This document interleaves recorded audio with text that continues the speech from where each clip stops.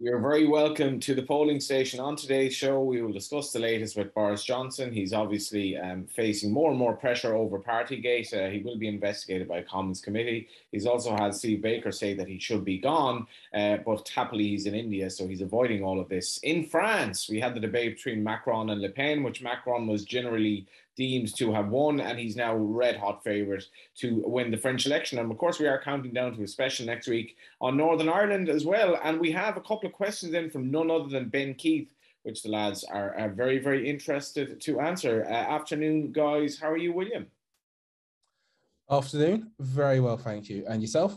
I'm good. I should start with saying that Boris Johnson is now odds against to be leading the Conservatives at the next election. Discuss. Yeah, I think it looks understandable at the moment, thanks to Tom Larkin of Sky News. I can tell everybody here that 18 MPs have either put a letter into the 1922 committee or publicly declared that they don't think he should lead the party to the next election. We are literally recording this after the Commons agreed to an investigation of his conduct, whether he misled the House. That went through on the nod, interestingly, which suggests there was a bit of a collapse in support, and there were some angry words from the Tory backbenchers. How are we, Neil Channing? Yeah, I don't know. To be honest with you, I tend to think all of this Westminster psychodrama is really overplayed, and it's really overplayed in the markets as well. I think that the kind of people that bet on politics markets get really excited about this kind of thing. And the kind of people that vote in elections don't really care about them. So I think that I think there's a recency bias as well. Although today has clearly been a bad day for Boris Johnson, and in terms of the markets, it's been a very bad day for Boris Johnson. It kind of feels like not that much has happened. 2 days ago, you were able to quite easily bet 9-4 that Boris Johnson would go in 2022. And you could pretty much have as much as you wanted on at 2-1. And people are falling over themselves right now to take 5-4. That was only 2 or 3 days ago. I don't really feel like that much has happened in the 2 or 3 days. He got this penalty notice before the recess. Just because he had to stand up in Parliament and talk about it, does that mean that you should go from 2-1 to 5-4? I'm not really sure. Maybe the 2-1 was just completely wrong, but it seems like too big a move to me, or not very much. Everybody knew that this was going to be a very difficult week for him. So how did these very clever, and we're always sort of led to believe that, exchange markets are very clever. How did this very clever market not realise that he was going to have to come back to Parliament and face the music this week? I don't know. How significant is the comments from Steve Baker, who basically says that the game is up for him? What is that one for me or for Paul? That's for you. I think quite significant because Steve Baker was the chair of the European Research Group, and they have a big WhatsApp of people, and they sort of act as a block, and generally they're in agreement on a lot of things. Maybe the European Research Group as a group are not as powerful as they used to be, because there is a sort of separate group of these sort of Red Wall 2019 Tories who are a little bit different. They're on the right of the party in a slightly different way. And the Steve Baker group, they lost Owen Paterson, your man, oh gosh, I can't think of his name now, the Leicestershire man, the little man, who spoke up about gambling recently. God, that's terrible. I've forgotten his name. He's got himself into trouble recently anyway, and so he's not going to be getting so busy. But he's come out against Johnson already. I wonder how many, and Nadine is a big European Research Group person. So, she's obviously, she's not a big Steve Baker fan. I'm not sure how many of them will sort of go, I was just waiting for the Baker move before I moved against Johnson. But there are quite a lot of them, but quite a lot of them are in the government.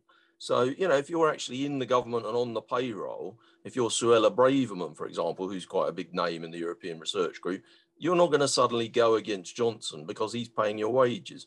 So it can bring people with them, but we're still a long way off 52 names. And even if he brings a dozen people with him, we're still a long way off 52 names. And we're certainly a long way off losing a vote of no confidence. Yeah, 52. There's been over 50 fines, I think, over Partygate. What have you made of it all, Paul? I think he's finished. And I think really? that, I don't think, we've been discussing this for months, and I agreed. I don't think the market's clever at all. That I've got to say. I don't think that all exchange better markets are clever. I think it's been overreactive, recency bias, all of that. The fundamentals haven't changed, which are that everybody knows he's guilty. Only the most extreme partisans in the country don't believe that he lied, and therefore broke the ministerial code. And we've always known that the local elections was a critical benchmark. That it wasn't in their interest to get rid of him before the local elections, but it might be afterwards. Now, leaving aside Partygate a minute, right? Look at some of the polling you had in last week. 11% lead for Labour with one third. Tories on 16% as the party that you trust to lower taxes, with Labour ahead of them. That has surely never happened in the history of polling. What was the other one? Oh, Labour now lead on economic competence. And I'm seeing various accounts of people are knocking on doors, including Tories, and people saying the local elections are going to be a catastrophe. Lifelong, loyal Tory voters are just not going to turn out, or they're going to protest, right? And so they know that's coming. And then the fines have landed. Parliament has been recalled. A very predictable set of affairs have happened so far. Labour have pushed that amendment. And Tory MPs have realised we cannot risk going into these local elections or future having a vote to get him off an investigation against our names. Now, what that tells you is that he's got no authority over his party. It's very similar to the Owen Paterson thing. They're a little clique in Downing Street and around there who think they're untouchable and aren't actually very good at politics. And I think this will finish him. I think he, as we discussed before, his opinion, his personal ratings are entrenched negative. He's not cutting through with people. The more this drags on, the more it's hurting him because it's just stopping anything else from being talked about. I'd be astonished if he led the Conservatives into the next election. But when does he go? I think over the summer. Okay. Do you think the 11 days is value then? Yeah, and I think there will be either a new leader in place by the conference in September, or there will be a contest going on at the conference. Do you think it's interesting at all that the price of 2023 has almost doubled in the last 4 days as his leave year? Like, why should that be? Is that just because I think it's just because most of the liquidity is on the other two positions. Yeah, it's like people have a strong view on either. Nobody really has it's like the draw in football that nobody really bets in. So it just, on this one, it just drifts out. We got in a football match, obviously, it doesn't drift out because everyone knows that football matches finish in a draw, about 30% of the time. And so the bookmakers just win when it's a draw. But on this one, nobody really knows what the right prices are. So I think that's why it's drifted. But I sort of feel like that's the value at the moment. I mean, I feel like 2022 has been overbet in the last couple of days. I mean, I've got an okay book on it. I'm not blowing my own trumpet, but I did take a little bit of 2-1 at the weekend just because I thought he's bound to have a bad week and I can just get out of it if I want to. Which is what happened.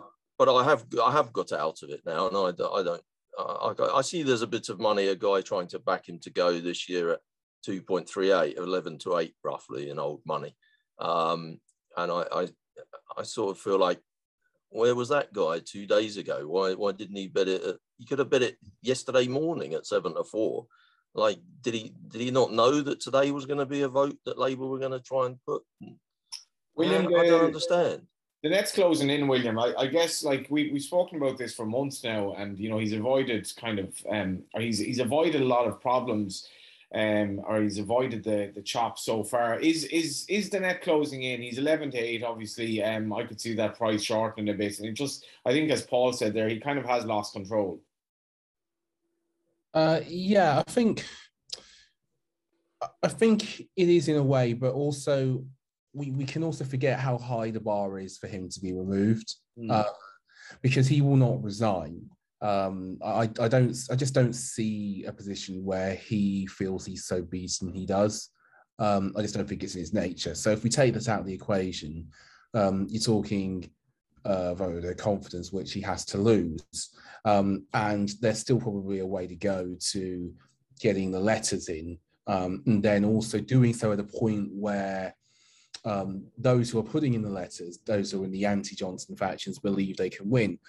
I agree with Paul, by the way, that about the local elections or whatever, the summer's a danger point for him. But I think also there's going to be a lot of PR spin, as there always is, over what's a bad local election result, etc. And are they good enough or bad enough for him to go / stay? I think a lot of other little factors which are sort of up in the air might distract people, might put people off. And also a good number of MPs, including, entirely the cabinet, many people in government, do owe Johnson their position. So I think there's a lot of danger, but the barrier is really high enough that I don't think I necessarily take them away. But I see Paul's point. Just on the local elections, because I've made this point before, and I don't want to labour it too much, but I mean, there's only 4 in London, councils that can change hands, and they're probably going to end up going either 3-1 to Labour or 2-all. I'm just looking at the list of other councils that any of the bookies are betting on, and basically we're talking councils that are a Labour Tory that could change hands. We're looking at Worthing, Walsall, which is virtually 50-50, Sunderland, which is either going to go Labour or no overall control, it's roughly 50-50. Stockport, there's like 5 others. I mean, you really think that's what's going to get him? Yeah. Like, we're going to have a headline, you lost Dudley, you have to go. I mean, I just don't see it. It's not about the actual council. It's about the number of councillors overall and the general mood that comes out of the night. If they're losing seats in home counties to Lib Dems, to Labour in marginal areas, right, and the Greens and other independents and other places, if their projected national vote share is considerably behind Labour, then Boris Johnson's brand is toast, because his whole selling point, his USP to the Conservative Party is he's a winner. That's the whole point. The whole point about it is, lots of Tory MPs never liked him, never supported him really, but they do accept that he got an amazing result in the last election and that he has got a particular brand that cuts through with certain voters. If that is gone, then there's no reason whatsoever for him to keep him. Well, I mean, there is a reason. The reason is that taking somebody else on is a complete unknown, and there isn't an obvious candidate. There was an obvious candidate, and somebody decided to wake up one day and fire a massive torpedo into him, and that was the end of Rishi Sunak's political career. So, I mean, unless the Tory right or the Tories, I think it is the Tory right, isn't it? We don't really think the Tory party is going to revert to a more sort of David Cameron version of themselves. And I'm not really sure who the Tory right are coalescing around. And until we know that, or until they know that, like, why do they want to get rid of Boris Johnson? They have to have a candidate. Because they have to stop the bleeding. You can. I mean, okay. I mean, look, I don't want them to win next election, so I'm really happy for them to carry on like this. And the news cycle just gets worse and worse and worse. And polls and Labour, without doing anything, go ahead in the polls still. I mean, that's great, but for them, that's a disaster, and it's an emergency. And the Tories, as we know, unlike Labour, right, never get rid of leaders. the Tories are ruthless, and those people like Baker and the people he represents, the donors, right? The people who Tim Montgomery refers to, they are ruthless. Just like they were ruthless with Theresa May. Theresa May. Yeah, but you're not telling me anything that I haven't heard before. But unless they've got somebody else, then what's the point? Like, you can't, like, getting rid of him to get who? To get someone to get a fresh start and to end the constant narrative. Yeah, but I can see all of that, but I don't see why it would happen now or in 3 weeks' time after the local election results. If you haven't got somebody in place and ready to go. Incredibly, William, it's 5-1 the field to be the next Conservative leader. Yes, indeed it is. And again, it's been a pretty big factor, I imagine. Neil's right. There's been a lot of uncertainty about, who's going to replace Johnson. Do we have sort of the ideal candidate, the dream candidates? And for a long while, as Neil said again, people thought that was Rishi Sunak, but he collided with gravity or reality, or what you call it. Just on this point about successors sort of needing to be absolutely ready to take over the reins, I wonder, and this is just me thinking out loud, if there are, say, 3 or 4 candidates, let's say, who sort of have their shadow operations and who most Tory MPs would be pretty happy with as leader, might then think, okay, we're happy enough with our runners and riders here. We don't think there's a spanner in the works. Maybe let's go for it. I wonder if that might be something. And also, we have to remember, plotters themselves might not just be ready yet. If you haven't just decided for the leadership campaign, you haven't necessarily got the money or the resource or whatever, you might be inclined to wait it out a bit. I mean, personally, I think there's also another dilemma for the Tory party, which is just how close to a hypothetical general election do you want to go and make this big change? Yeah. Because the longer you keep Johnson on, the more he inevitably becomes tied with the brand. And for quite a long time, there have been, you can call it magic or you can say it's due to right-wing media or whatever. I think it's a bit of both. For quite a long time, Johnson and the Tory party had relatively separated political identities, in the sense that Johnson could come in and pretend to be fresh, despite the fact that Tories have been in power for a decade or more, and that, he was sort of separated from them. That's not the case now. He's dragging the party's sort of numbers down with it. All this bad news is dragging the Tory brand and image down. I wonder for how long they'll tolerate that. I wonder for how long they'll tolerate being seen as high tax or losing on the economy. They're never meant to lose on the economy. I wonder how long Tory MPs will tolerate things like that into the summer, because then that might push them to the brink. But I think it's all pretty up in the air. I think there's lots of good case to be made for him going this year, him maybe even making it somehow to the next election because they can't get their affairs in order, or maybe at some point, even as Neil possibly alluded to in 2023, they think, okay, let's have a change and look at the next. Well, the other thing that's quite interesting is, clearly we all think that, and the market thinks that Sunak is history and that his chances have completely gone. I mean, he's priced now about 14-1 to be the next Tory leader. But the question there is, obviously, I would assume that we all agree that if you get rid of Johnson, you get rid of Sunak as Chancellor at the same time. And there is a lot of mileage in the idea, if you're leading the team behind the scenes, planning the replacement, that you might think to yourself, well, inflation's going to come down next year. Some of the cost of living crisis problems are going to not be as bad in a year's time as they are now.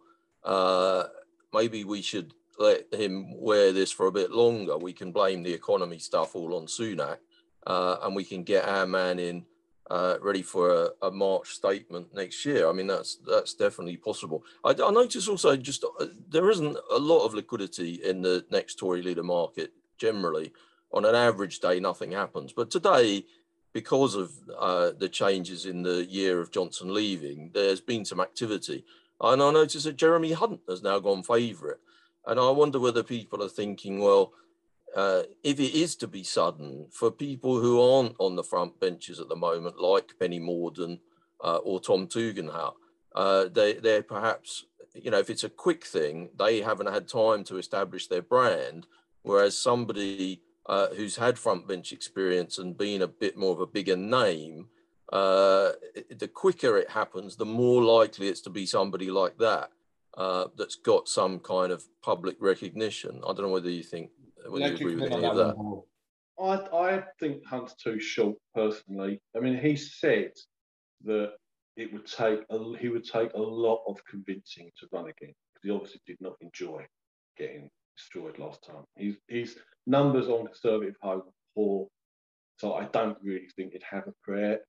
And look, I agree. What Neil's saying is right, that if you were doing that, if you were planning it behind the scenes, it might be good to wait and a few months to wait for it to take some more flat. But I don't think they are planning it. I think they're in chaos. And it will be more like there'll be an emergency situation. And as far as those sort of 4 or 5 candidates, you know, Sajid Javid and Liz Truss are both very senior. They can both make that argument, right? I think they would be the two sort of heavyweights, if you like, cabinet heavyweights, and then you're looking at your Mordauns and your 2 Guitars, maybe one other. I suppose lastly on this, and I just have to confirm the betting here, I think it's 4-6 that Boris doesn't lead the Tories into the next election, surely not buying money. I agree. William? More likely than not, yeah. Neil?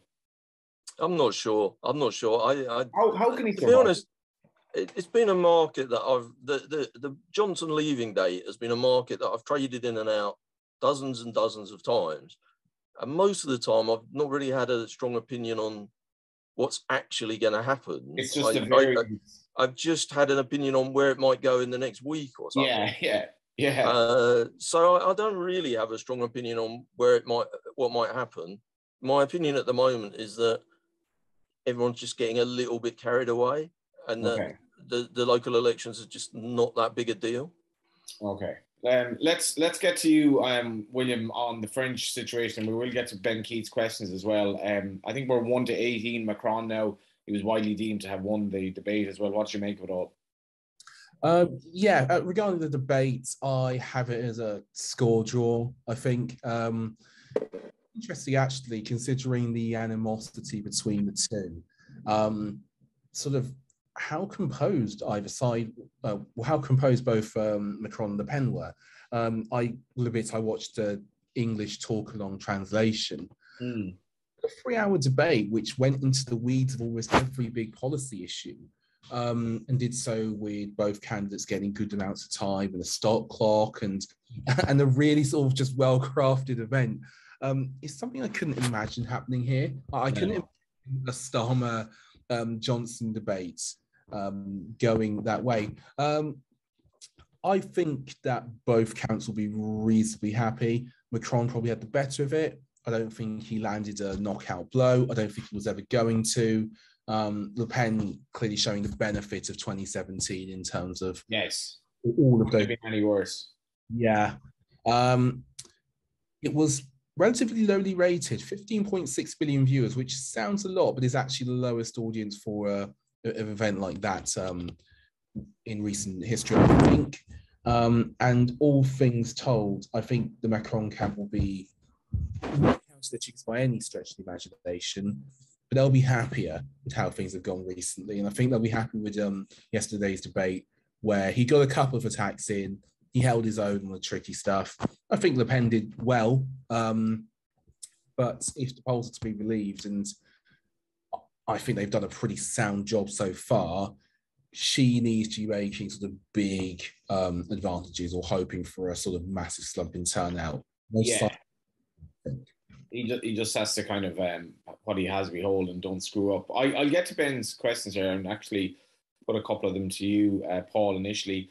Can the secret gammon come out in force to get Le Pen over the line and save France from its lazy self? I don't know what he's necessarily getting at there. And the other one is, if Le Pen has pushed herself forward as one for the punters and staff, and Macron is clearly a sort of EU corporate lefty in France, who are the good guys supposed to vote for? Is there a candidate for the good guys who encourage risk taking and hard work and responsibility? Again, you have to read into what Ben is talking about there. And Paul, it is beholden on you to do just that.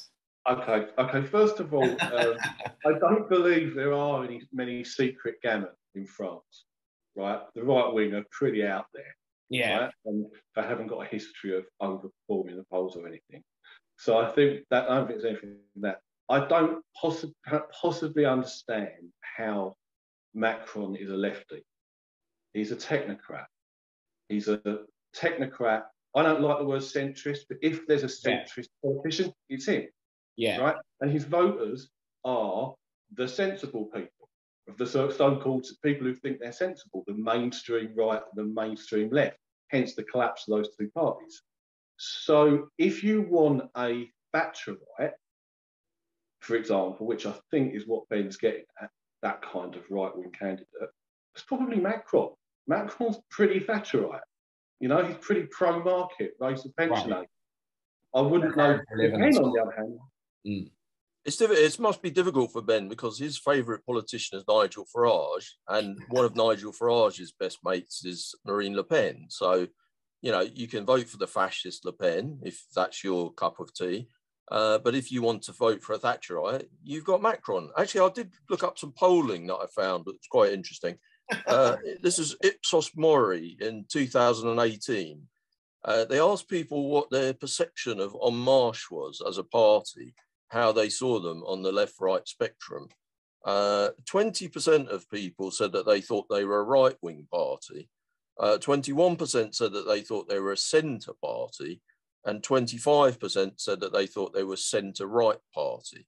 Right. Which doesn't give you very many people that are thinking that they're a left-wing party. So I'm not really sure where Ben's got the idea that Macron is a inverted commas lefty. I mean, as Paul said, he wants to raise the pension age. He likes to talk about balancing the budget, which is obviously just kind of nonsense economics, and spends a lot of time talking about various neoliberal stuff. He wants smaller government. He's into privatization. You know, the man is by no definition can the man be described as a lefty. Having said that, you know, Marine Le Pen is just a fascist. So I guess you have to choose which kind of right winger you prefer. Is she a fascist? Yeah. 100%. Yeah, unashamed. I mean, you know, the party is a fascist party. And, you know, I mean, historically, 20% of France has always been fascist, going back to the Vichy regime. They're the inheritors of that. Just a quick one on the French election. Why do we think the market has solidified so strongly? I mean, I sort of think that possibly what's happened is, I think once we knew the two contenders for the second round, the betting, as I remember it, was in roughly the region of 85% to 15%, and now it's nearer to 93% to 7%. Now, generally speaking, that's a phenomena of these markets that as time expires and the outsider hasn't really done anything, in inverted commas, no major change has happened in the last few days that could shock things up, then the market just solidifies around the favourite. And I guess that's what's happened. Well, I presume Le Pen had to land a knockout blow in the debate in order to win. Is that as simple as that? Or have we learned anything else about what the Mélenchon voters are going to do, or what turnout's going to be like, or how much apathy there is? Yeah, we have a bit. I mean, the polls have moved in Macron's favour, and that break of Mélenchon to Macron voters has increased. I mean, I'm still slightly concerned about turnout, but that was when it was 4 points in it, or even in some cases 51-49, that would make a big difference, any kind of turnout change. Not now, we're talking 10, 11-point leagues. I think that's a... But do you think if you're a Mélenchon supporter now, you were thinking, oh God, I'm going to have to schlep down there and vote for this Macron, even though I hate him. You can now safely abstain, can't you? Because you're thinking, well, someone else will do it for me. I suppose some of them will think that. But I mean, we're talking 7 million people for one. A lot of them are, a substantial percentage of that 7 million are already committed to saying they would vote for Macron. 75% of all Muslims in France vote for Macron, right? So, what sort of percentage is that actually, Paul? What sort of percentage of the population is Muslim in France? Yeah, I think you're talking probably top of head 15%, maybe 10. No, maybe it may be less. I was going to guess 10, but I'd had to Google it. 10 to 12, yeah, something like that. So, but I mean, 70, you're talking a substantial chunk of American vote. Now, there's no way those people are going to vote fascists. And it's not only the Muslims as well. It's, I mean, Melanchon's base is very much the kind of disaffected minorities living in inner cities. Yeah. Those people will not turn out for the I don't know whether you saw, there was a good... well turn out and just, well, I'll stop the fascists. Yeah. There was an interesting map of Paris I saw where literally you just draw a line and the whole of the East votes Mélenchon, the whole of the West votes Macron. And almost nobody votes Le Pen. I like that, William, that description of the vote being between a Thatcherite and a fascist, which must be really his idea of heaven. Yeah, I mean, to be fair, I don't think there was wrong in his descriptions of the two candidates. And yeah, it's the left really in France is with Mélenchon. It's actually amazing how we've had that polarization recently. I should mention, William, just to interrupt you there, sorry. I mean, you don't want to get involved in this market necessarily with the 1 to 18 shot or whatever he is, but Star Sports happily have a far more kind of, I guess, attractive market in terms of what percentage of the vote he's actually going to get. Yes, indeed. And great work from the trading team on that one. Our favourite is between 55 and 59.99%, essentially. 5 to 6. Yeah. And we're 5 to 6 on that. If you think it'll be a close run thing, you can get 15 to 8 for 50% to 55%, essentially. If you think he'll really romp it, it's 11 to 2 for 60 to 65%. Complete blowouts, like 2017, is 25 to 1, 65% or more. I think I quite like the 5 to 6. What do you think, Paul? I quite like the 5 to 6. I hadn't actually looked at that. Yeah, I think if I had to pick one of them, I would say that. I don't think there's that many swing voters involved. And if that's what the polls would be consistently pointing to, yeah. There's also been a bit of helpful. I mean, it's difficult to get a proper average in such a short space of time. There's been a pretty helpful uniform lead that Macron has had. It's been close to 10% than not. I think it's had it pretty much bang on 10% or 10 points, whatever you want to call it. So the 5 to 6 would be speaking to me, I think, and have that running through. We might also, I don't know, we might also have a couple of French specials. We'll get our heads together on that. But it looks at the moment as if disaster for most people, I think, would be averted. But never say never. Just on that, Paul, in terms of the future of the left in France, is this an encouraging election in general? No, I think it's a very, very grim one. I think that... Even though Mélenchon polled a little bit more than was expected. Yeah, but he's still... I mean, if you look at Mélenchon's head-to-head polls, right, theoretical though they are, he was getting beaten by a bigger percentage than Le Pen by Macron.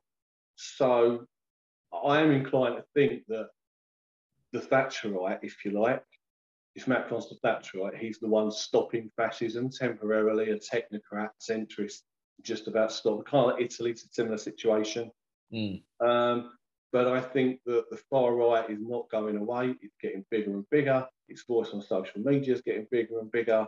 Its voice on the mainstream media is getting bigger. And I'm very, very worried about the future in a lot of countries. Yeah, well, so am I, Neil, as well. And I don't know. I mean, how everything's going to come down to climate change ultimately. So how does the far right win on that? Well, I don't know. There's quite a lot of far right climate deniers, aren't there? Really, I mean, generally speaking, the far right parties are not giving. They're not given to making big pronouncements about spending on Green New Deal or whatever. Even though that's quite a populist policy, and these parties are supposed to be populist. Generally, I mean, a lot of times you scratch the surface of the far right parties, and you find that they're funded by people that are fossil fuel enthusiasts. Yeah. Just before we wrap up, William, we have Northern Ireland's election coming I think it's the 5th of May, so a couple of weeks' time, and obviously it's one of the most compelling elections. if anything is compelling about Northern Ireland elections, this one actually is compelling, because Sinn Féin is likely to top the poll, even though Sinn Féin is likely to top the poll in a country, or whatever you want to call it, that it will not actually name. It will never say the word Northern Ireland, but it is trying to win the election there. It doesn't want this place to exist. Probably doesn't really want Stormont to work, but does want to top the poll, William. So we have a lot of fascinating days ahead. Yes, we absolutely do. I think the latest opinion polls gave them 27% to the DUP's 20. Just do a bit of explaining here. If the DUP lose 2 or more of their 28 seats, while Sinn Féin hold on to or gain their 27, I believe that makes Sinn Féin the largest party and would then give them the opportunity, I believe, to pick the First Minister. Am I correct? Yeah, even though in theory, the First Minister and the Deputy First Minister are the same thing, and it's just a nominal difference. We also have, I would argue, quasi-fascism on the part of the DUP in not even admitting that it might actually take up the role of Deputy First Minister, because it can't abide a Catholic, essentially, having the role as First Minister. That's just my opinion, but I don't think it's actually that far from the truth. Just something to jump in there. Sinn Féin, again, really exploiting 2 big issues, which very much directly relate to each other: housing and the cost of living. Housing is a huge issue in a lot of places. It's very bad in the UK. It is absolutely abysmal in Ireland. And if you want to see some truly eye-watering rents, and I say this as a man who lives in London, you don't need to look very far. Just head over the Irish Sea, and there are some absolutely eye-watering situations there. So again, another European party exploiting that very effectively by simply just speaking to actual voter concerns.